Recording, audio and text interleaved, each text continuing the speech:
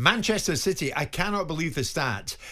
Juventus won last night in the Champions League. They beat them 2-0. For Manchester City, Pep's Manchester City, 1 win in 10, 7 defeats along the way. I know we're making a lot of this, but so we should. 8 points behind Liverpool domestically. But since the start of November, and this is the one, they have conceded more goals, 21, across all competitions than any other team from Europe's Big Five leagues. Wow. What is going on with Manchester City? Simon says, and I think you're right, they'll be back. They will. But when? This season? Next? When? David's a big Manchester City fan.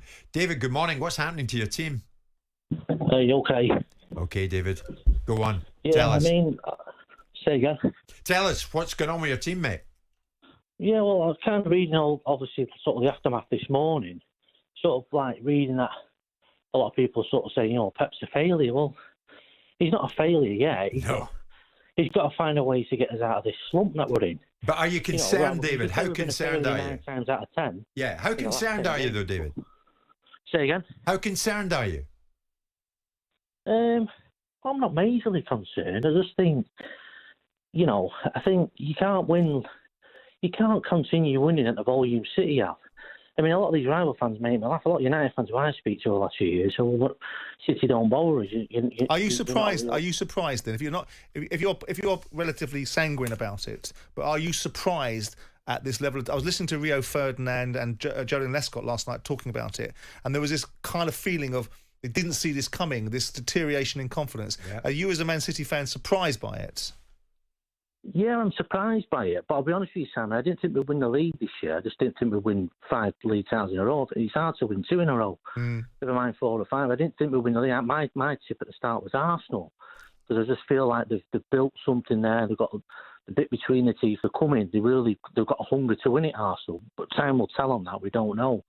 But that was my tip at the start. But there was something said by Rodri a few months ago when he came out and he said about being tired, players playing too many games. I thought, he lit a fuse here.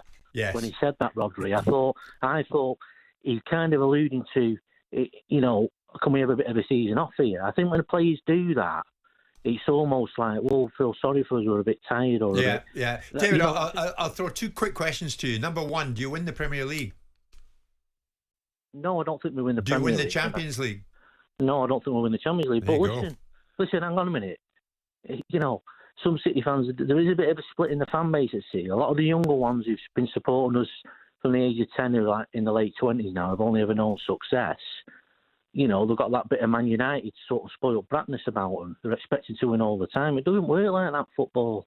Sure, I watched my team get relegated 3 times. I watched them go 30 odd years without winning a trophy. I mean, I started supporting when I was a kid, so like 20 odd years to me. Yeah. So it is what it is. We can't win all the time. Pep's not a failure yet. He's got to find a way to get us out of this. Pep's not a failure yet. David, I like it. Listen, it's a very good call, and thank you for the call. He's not a failure, full stop. Anyone who uses the word failure in conjunction with Pep Guardiola is a bloody buffoon. Yeah.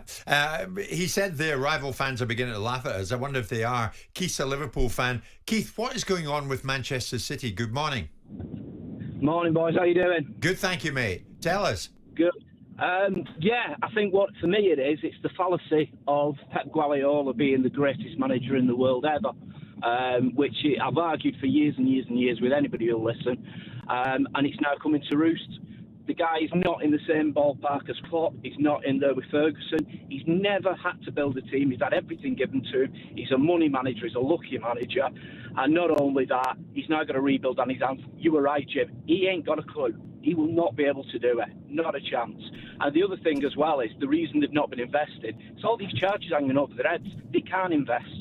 So what's going to happen when that comes out? I'm not so sure Keith has said that he doesn't have a clue. I think he's got more than a clue. But Simon says, and I think he's right, they'll be back. The question is when, Keith?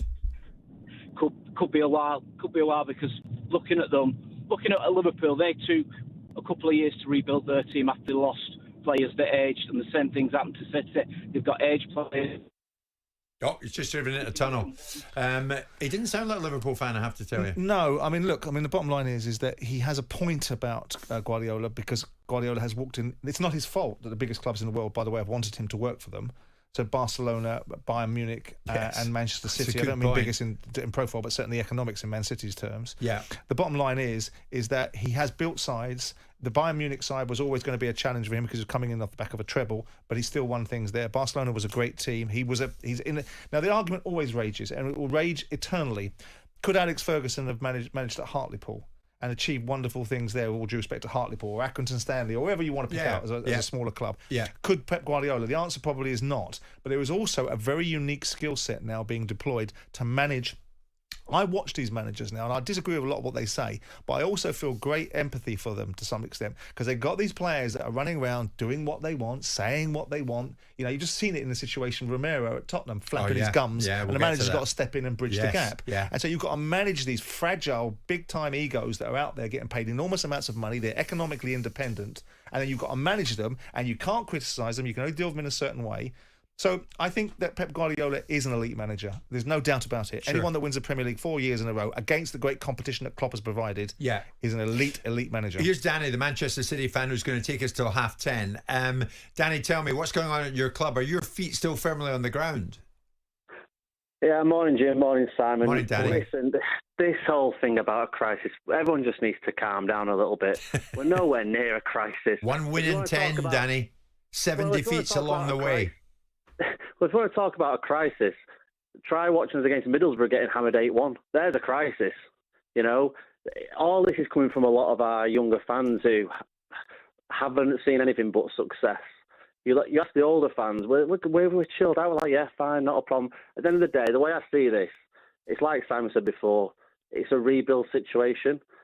Unfortunately, you know, I think Pep's gone to the well one too many times with this team, and you know, for the past few years, people haven't really alluded to the fact we've scraped the Premier League. We've not walked away with it. At times, we've just got over the line. Yeah. And I think Pep's always found a way around it. He's always managed to... Sure. Do you think he's culpable, though, for not smelling it? Not smelling the air at the beginning of the season and thinking when he had a transfer window in front of him, maybe I need to be doing something a little bit different? Absolutely. And to be honest with you, I think part of it is a little bit of arrogance, because he's seen that he's managed to get over the line. He's done it each year, and he's probably thought to himself, I think a part of it comes down to, I don't think he was fully committed to staying. He's admitted that pretty much. And I think in his mind, he was going. So I think the club's decided, you know what, we're not going to spend. We're going to get through this season. Pep will find a way. He'll win the league. He'll go off all nice and rosy bed. But it's not worked out that way. It hasn't. Danny, listen, thank you for the call. Jim White and Simon Jordan. Monday to Friday mornings from 10 on AM, on DAB, via the talkSPORT app and on your smart speaker. talkSPORT.